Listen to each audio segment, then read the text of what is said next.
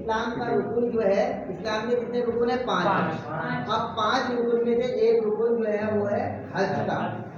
اب اللہ تعالیٰ اس حدیث کے اپنے نبی سے کہلوا رہے ہیں، اے نبی محمد صلی اللہ علیہ وسلم اپنی امت سے کہہ دیجیے کہ جس نے یہ رکن ادا کیا، کون سا رکن ادا کیا؟ حج کا رکن ادا کیا۔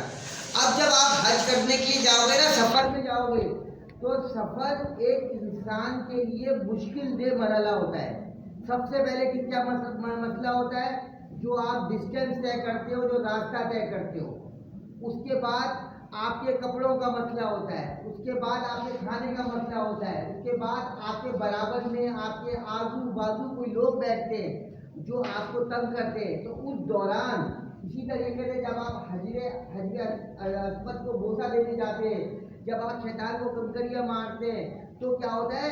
لوگ آپ کو دھکا دیتے ہیں، آپ کے ساتھ پریشانی ہوتی ہے، پیدل بہت چلنا ہوتا ہے۔ اور اکثر و بیشتر مسلمان جو ہوتے ہیں، تو ہم لوگ الحمدللہ مسلمان ہیں، تو زیادہ عمر میں ہم لوگ حج کرنے کے لیے آتے ہیں۔ جب ہماری عمر زیادہ ہو جاتی ہے تو اس دوران منہ میں سے کیا نکلتا ہے؟ لکھا ہوا ہے گالب غلوظ، اور کوئی گناہ نہ کیا ہو تو اس کا حج پر واپسی سے اس طرح جیسے اس کی ماں نے اس کو جنا ہو، یعنی کہ وہ گالا گلوچ نہ کرے، اپنے اخلاق اچھا رکھے، کسی کے ساتھ بد کلامی نہ کرے، اور اپنے آپ کو پورے حج کے دوران جب وہ مکہ اور مدینہ میں رہے تو ہر چیز سے جو اللہ کے نبی نے فرمایا جس چیز سے بچنا ہے اس سے وہ بچے، اور پھر جب وہ واپس اپنے گھر پر آئے گا تو ایسے ہی آئے گا جیسے اس کی ماں نے اس وقت اس کو جنا ہوگا، یعنی کہ جب وہ دنیا میں آیا ہوگا۔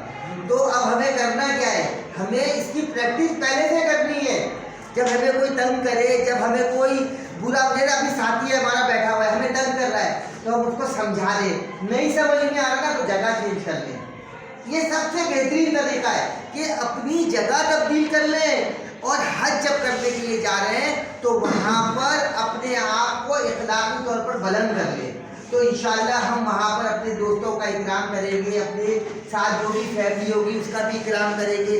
تو واپسی پر جب ہم یہ سارے اعمال کریں گے تو اللہ پاک خوش ہو کے ہمارے تمام پچھلے گناہوں کو نہ صرف معاف کر دیں گے بلکہ اللہ تعالیٰ اپنے فضل اور کرم کے اس کا اجر بھی دے دیں گے کہ یہ بندہ آپ کے لیے قریب آ گیا ہے۔ اور کوئی بھی چیز قبول ہونے کا آسان طریقہ یہ ہے کہ اگر میری دعا قبول ہو گئی ہے نا، تو جب بھی مجھے وہ گناہ یاد آئے گا نا تو میرے اوپر کب کبھی طاری ہو جائے گی اور مجھے اس گناہ سے نفرت ہو جائے گی۔ تو اس کا مطلب یہ ہے کہ میری پرانی والی جو حرکت تھی جو اللہ کو ناپسند تھی، اللہ نے اس توبہ کو قبول کر لیا۔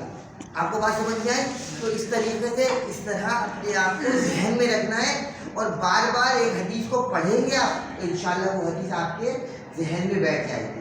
انشاءاللہ کریں گے نا؟ انشاءاللہ۔ سمجھ میں آ گئی بات؟